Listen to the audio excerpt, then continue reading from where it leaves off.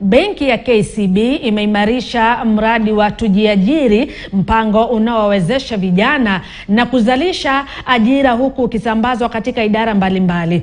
Hatua hiyo itapelekea wakfu huo kupanua mbawa zake hadi mataifa jirani ya Tanzania, Uganda, Rwanda na Burundi, wakishirikiana na shirika la GIZ la Ujerumani na benki ya KCB. Mahafala 3500 walifuzu katika taaluma ya ujenzi, sherehe iliyofanyika katika uwanja wa Kasarani hapa Nairobi. Mpango wa tujiajiri unanuia kubuni nafasi za ajira milioni 1.5 huku pia ukisaidia kuanzisha biashara 30,000 katika kipindi cha miaka 5 ijayo. Vijana waliofuzu walipata mafunzo kwa muda wa miaka 3 na baadhi watatumika katika mradi wa serikali wa ujenzi wa makazi ya bei nafuu. Morale in delivering for this nation. Access to skills and finances will help them buy tools and acquire the knowledge that they need, which will give them dignity in their work. We are looking at raising the next generation of highly skilled and reliable carpenters, hairdressers, mechanics, and plumbers, among other trades. Tujiajiri seeks to tackle unemployment among young individuals by providing vocational and enterprise development skills necessary to drive employment and wealth creation.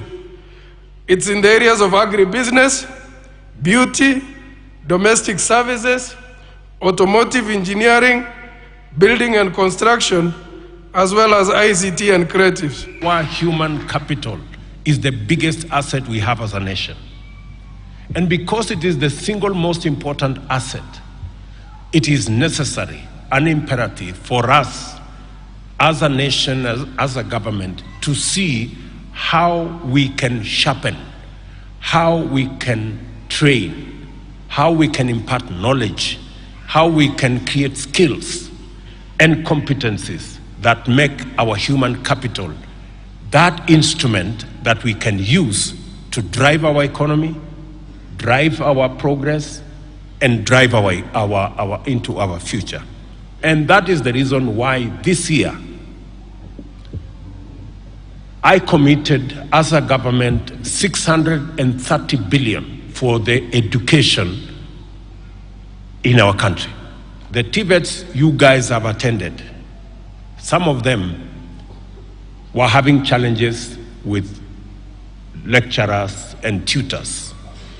This year we are hiring 1,700 new tutors. Mashirika ya misaada ya kibinadamu yameelezea wasiwasi kuwa